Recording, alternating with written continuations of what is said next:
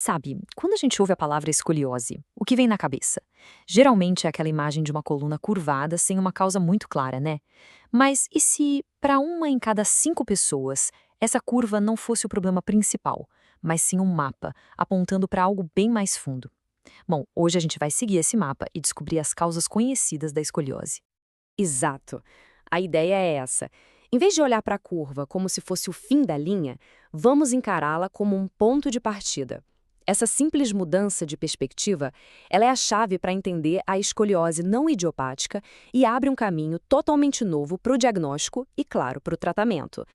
Ok, primeiro, o básico. Escoliose não é só uma coluna que entorta para o lado. É uma alteração bem mais complexa, tridimensional. Pensa assim, além da curva lateral, as vértebras também giram sobre si mesmas. É mais como uma escada em caracol do que uma escada simplesmente torta. E aqui está o ponto principal da nossa conversa. A escoliose se divide em dois grandes grupos. De um lado, a idiopática, que é a mais famosa, a mais comum, e que ninguém sabe exatamente por que acontece, é um mistério. Mas do outro lado, a gente tem a não idiopática, que é o nosso foco. Essa sim tem uma causa conhecida, ela é uma consequência, um sintoma de outra condição. E se a gente olhar para os números, fica bem claro. A escoliose não idiopática representa mais ou menos 20% de todos os casos. Pode não parecer muito, mas isso é super significativo. Significa que para uma em cada 5 pessoas, aquela curva na coluna é, na verdade, um sinal de alerta. Um sinal de que existe outra condição ali que precisa de muita atenção. Então, que outra condição é essa? Existem basicamente 5 categorias principais de causas ou gatilhos que podem levar a uma escoliose não idiopática. Vamos agora mergulhar em cada uma delas. Esses gatilhos são bem variados. Alguns, como as causas congênitas, começam antes mesmo da pessoa nascer. Outros têm a ver com o sistema nervoso e os músculos. Tem também os que estão ligados a síndromes genéticas. E, por fim, os que são resultado de acidentes ou simplesmente do processo de envelhecimento. Vamos ver cada um com calma. A primeira causa, a congênita, tem sua origem lá atrás, antes do nascimento.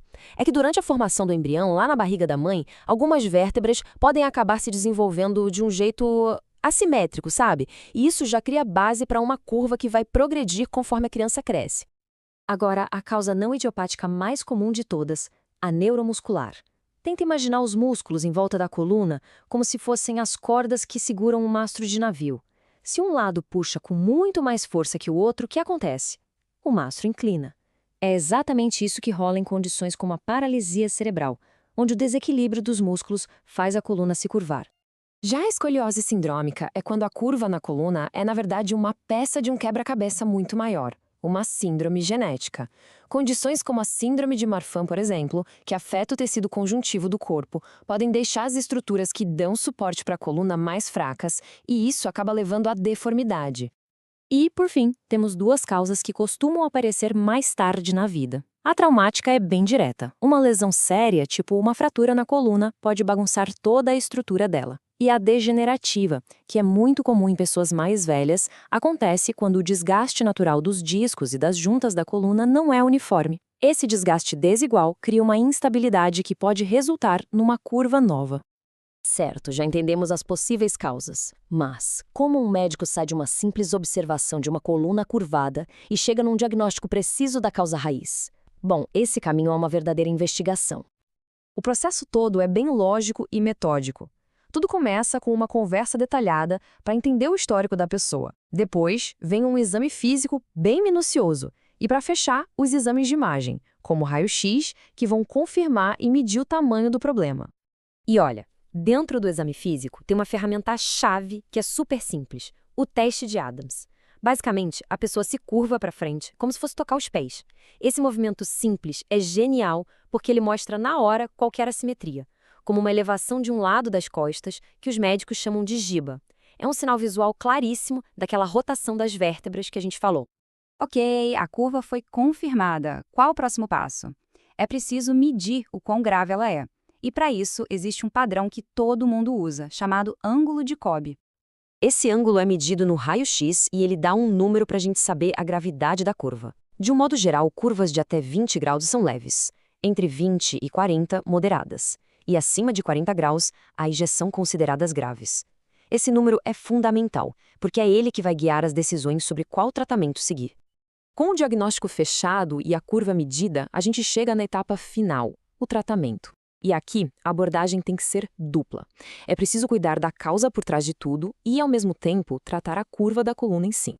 Basicamente, existem dois caminhos principais. Para as curvas menores, o tratamento conservador, que inclui fisioterapia e o controle da doença que causou tudo, costuma ser a escolha. Mas, para curvas mais graves, geralmente acima de 40, 50 graus, ou aquelas que avançam muito rápido, aí a cirurgia pode ser necessária para corrigir e estabilizar a coluna.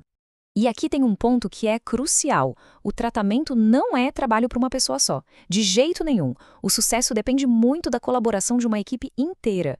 A gente está falando de ortopedistas, fisioterapeutas, neurologistas e outros especialistas, todos trabalhando juntos, focados tanto na curva quanto na sua causa original.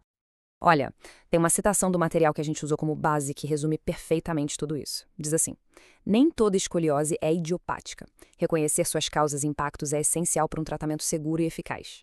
Essa ideia de que a causa importa muda completamente o jogo. Então, a mensagem principal é essa. Na escoliose não idiopática, a curva deixa de ser o problema principal e vira uma pista valiosíssima.